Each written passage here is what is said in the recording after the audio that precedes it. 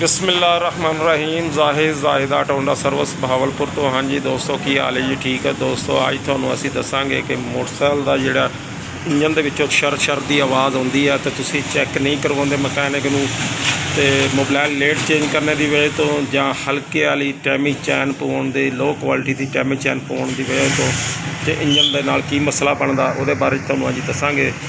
Video अच्छे लगे like करना, शेयर करना और सबसक्राइब करना। दोस्तों सब तो पहले दसांगे कि हल्के वाली टैमी चैन जो तुसीं डलवाउने आ तो यह एल पंप की गरारी है। यह देखो, ये इत्थे टैमी चैन लगती है तो इत्थे टैमी चैन एक रूला लगता, एक इत्थे सिलेंडर दे विच रूला लगता। ये एल पंप की गरारी खत्म हो जाती है। एल पंप की गरारी जो खत्म होंदी है, आवाज़ करने तो बाद एल पंप की जो गरारी खत्म होंदी है, एल पंप बंद होंदा, एल पंप बंद होंदा तो पूरा इंजन इहदा सीज़ हो जाता। तो कम से कम इंजन ते जिहड़ा 10,000 रुपया फिर खर्चा होंदा। तो असी हल्के वाली टैमी चैन पवा लेंदे मोटरसाइकिल के अंदर, जिहदी वजह तो ये मसले मसाइल पेश होंदे आ। सानू हल्के वाली टैमी चैन नहीं पवानी चाहिए, सानू सब तो अच्छी कंपनी की जापानी टैमी चैन पवानी चाहिए आ। वो तुहानूं असीं दसांगे किहड़ी कंपनी की टैमी चैन पवाओ। एक किसी कस्टमर ने हल्के वाली टैमी चैन पवाई सी ते उन्हां दा मोटरसाइकिल सीज़ हो गया सी, तो जिहदी वजह तो सानू इंजन खोल के दोबारा असीं मुकम्मल बनाया। घट तो घट मोटरसाइकिल ते 10,000 रुपया लग्या, तो हुण जाके रिपेयर कर रहे हैं असीं। तो दसन का मकसद है कि मोटरसाइकिल के अंदर जो भी टैमी चैन पाओ तो अच्छी कंपनी की पाओ।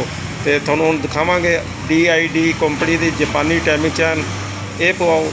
तो ये जो ये मोटरसाइकिल के अंदर डलवाओगे इंशाअल्लाह जल्दी आवाज़ नहीं करेगी, तो बहुत ज़बरदस्त तरीके नाल चलेगी।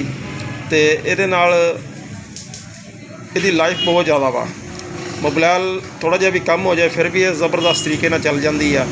तो जिहड़ी हल्के वाली असीं टैमी चैन डलवाउने आ वो थोड़ा जिहा भी मोबाइल कम होंदा, तो जिहदी वजह तो मोटरसाइकिल दे विच बहुत सारी आवाज़ां आउण लग पैंदियां, बहुत गंदियां आवाज़ां लगदियां, बुरियां लगदियां आवाज़ां।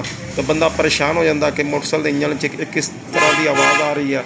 एक साड़ी छोटी जी गलती की वजह तो कि असी हल्के वाली टैमी चैन डलवाउने आ, तो सानू हमेशा जो भी मोटरसाइकिल के अंदर टैमी चैन पवाइए तो DID जापानी टैमी चैन पाउणी चाहिए आ, या एटलस होंडा की जैनवन चैन पाउणी चाहिए आ।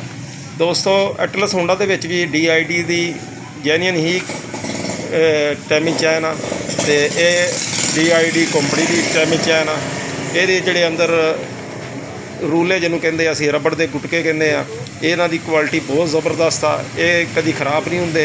जिहड़ी हल्की क्वालिटी के होंदे वो खराब हो के खत्म हो के ते एल पंप की गरारी जाते, एल पंप की जाली के अगे जाते, एल पंप की जाली बंद होंदी है, जिहदी वजह तो मोटरसाइकिल का इंजन सीज़ हो जाता। ये भी मसला मसाइल होंदे आ। ते बाज़ एल पंप की गरारी भी जल्दी खत्म हो जाती है।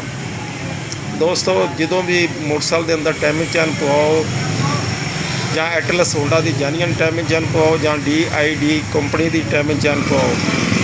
तो जे हल्के वाली पवाओगे तो फिर ये मसले मसाइल होंगे। देखो तुहाडे सामने है मोटरसाइकिल का मुकम्मल इंजन खोल के असीं बना रहे हैं, 10,000 रुपया लग रहा। तो ये इतनी कोई ज़्यादा प्राइस नहीं हो, बिल्कुल मुनासिब रेट पर मिल जाती है, हर जगह तो मिल जाती है। तो ये तुसीं जापानी टैमी चैन DID की पवाओगे इंशाअल्लाह तुहाडी मोटरसाइकिल के इंजन के विच कोई आवाज़ नहीं आएगी और ज़बरदस्त चलेगी। दोस्तों वीडियो अच्छी लगे लाइक करना, शेयर करना, सबसक्राइब करना। नवे दोस्त आ रहे हैं तो वो सबसक्राइब करन। तो दोबारा मिलांगे नवी वीडियो के नाल। सानू अपनियां दुआवां सानू याद रखना। सानू इजाज़त दिओ जी। अल्लाह हाफिज़।